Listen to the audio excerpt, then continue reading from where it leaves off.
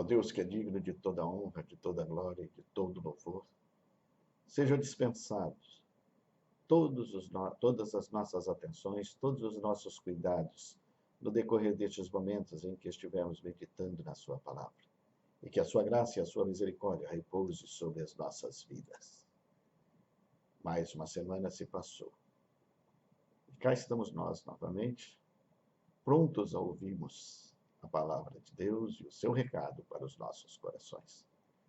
Por isso, vamos nos colocar diante do trono de graça e misericórdia e atentos a ouvir o que Deus tem a nos falar.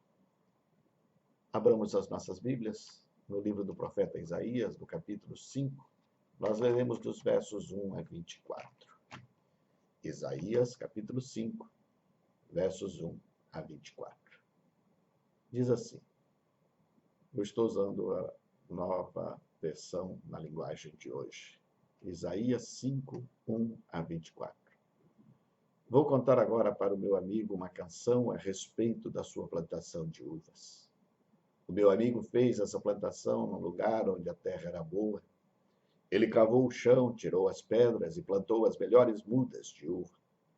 No centro do terreno, ele construiu uma torre para o vigia e fez também um tanque para esmagar as uvas. Esperava que as parreiras dessem uvas boas, mas deram somente uvas azedas. Agora o meu amigo diz: moradores de Jerusalém e povo de Judá, digam se a culpa é minha ou da minha plantação de uvas.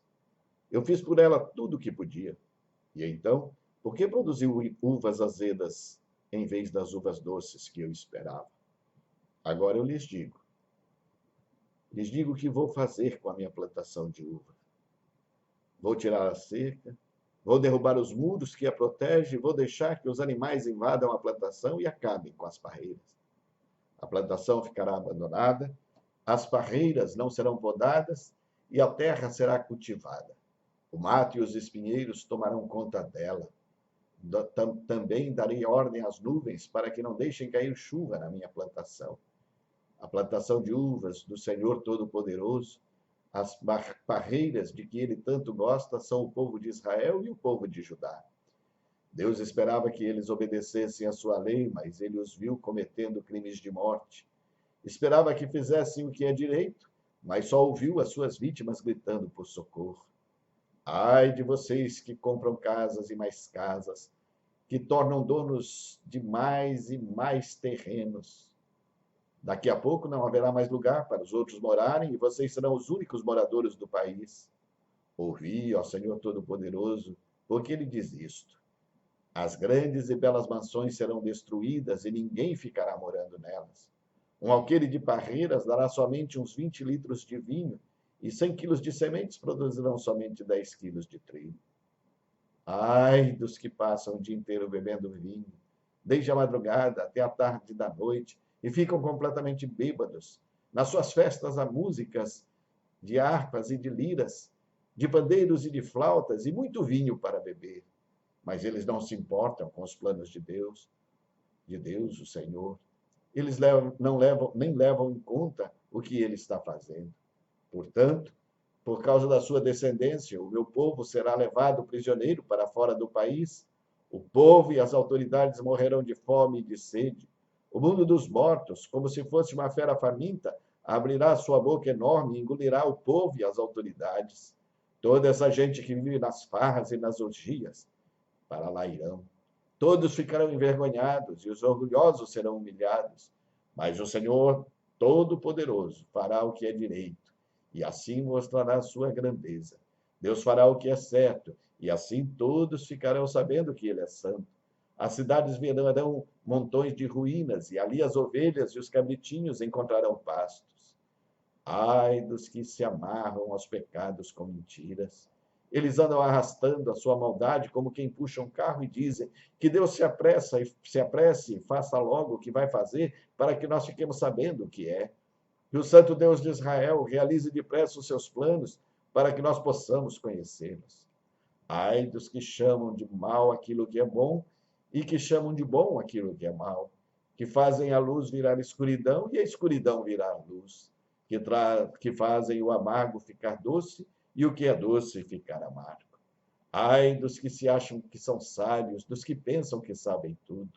Ai dos que são campeões de beber vinho, que vencem apostas de misturar bebidas alcoólicas, que aceitam dinheiro para torcer a justiça, deixando livres os culpados e condenando os inocentes. Deus castigará o seu povo. Portanto, assim como o fogo queima a palha e as chamas acabam com a grama seca, assim também vocês desaparecerão. Serão como plantas cujas raízes ficam podres e cujas flores são levadas pelo vento como se fossem pó.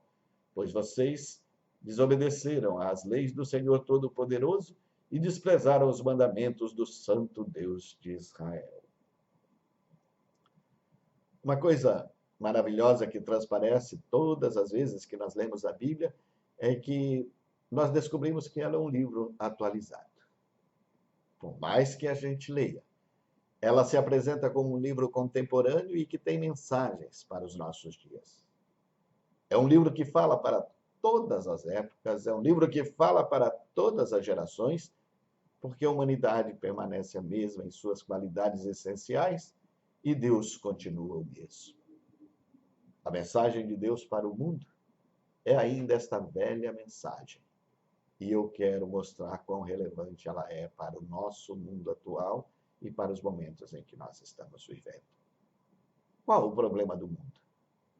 Por que as coisas estão como estão?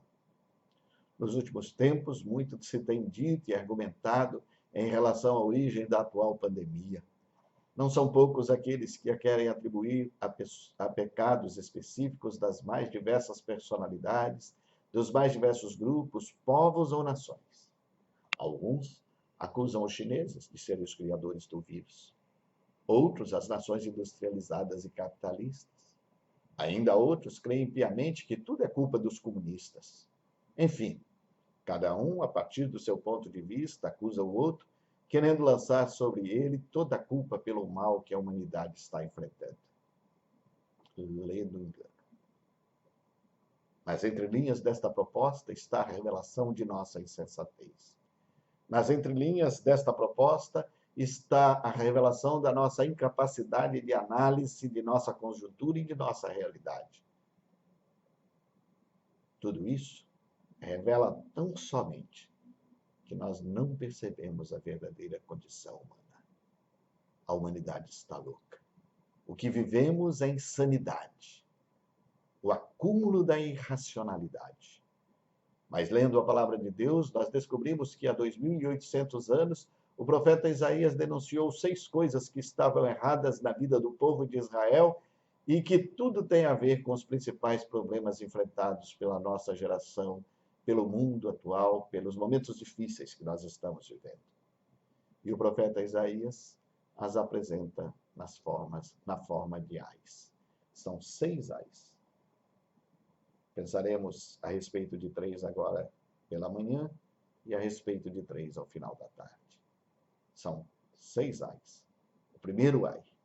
Ai daqueles que adicionam casa a casa, somam campo a campo, até que não haja mais lugar e eles sejam os únicos moradores da terra.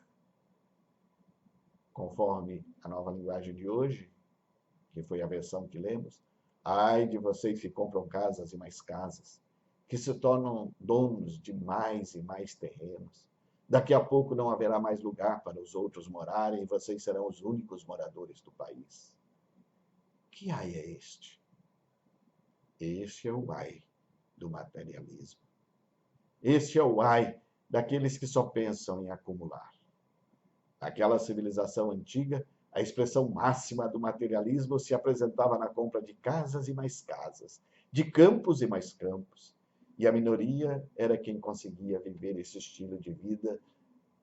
Poucos eram aqueles que conseguiam acumular a essa maneira. Na verdade, a maioria mal tinha onde morar e a minoria tinha de tudo. Evidentemente, o nosso estilo de vida mudou. Hoje nós pensamos mais em termos de dinheiro. Pensamos mais naquilo que o dinheiro pode comprar. Mas a questão é a mesma. O problema do materialismo continua aí, nós o enfrentamos exatamente como antes. Nele está a essência do problema moderno.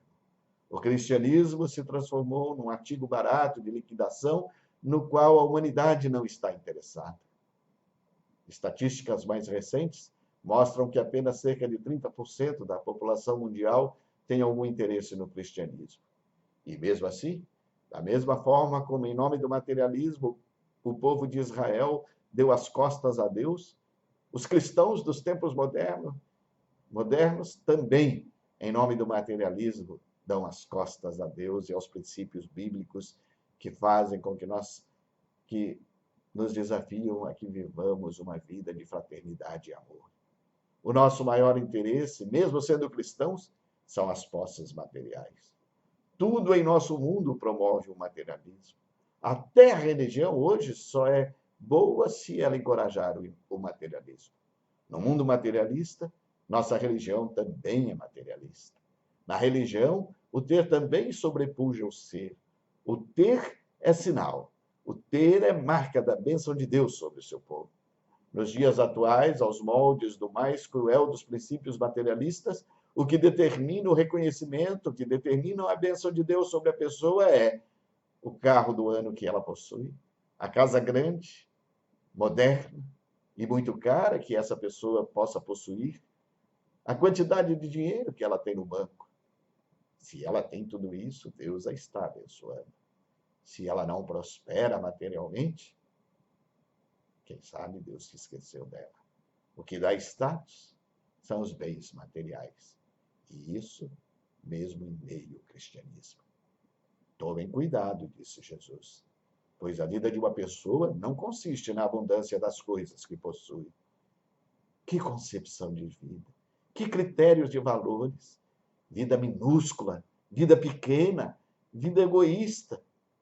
O primeiro ai é a denúncia de que esse materialismo de pequenez, de que esse materialismo de egoísmo e de cobiça é abominação aos olhos de Deus. Uma civilização assim não será abençoada.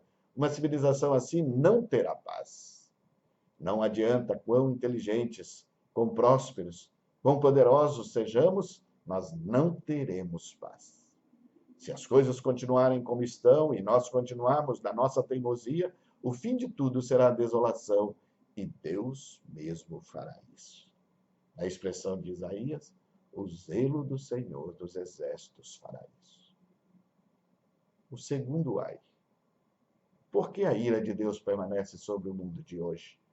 Porque o mundo está do jeito que está. O segundo ai responde, por causa do hedonismo, por causa da obsessão, da mania do prazer. Ai dos que passam o dia inteiro bebendo vinho, desde a madrugada até tarde da noite, e ficam completamente bêbados. Nas suas festas há músicas de harpas e de liras, de pandeiros e de flautas, e muito vinho para beber, mas eles não se importam com os planos de Deus, o Senhor, e nem levam em conta o que ele está fazendo. Somos uma civilização na busca desenfreada do prazer. No texto, ela vem expressa numa imagem forte.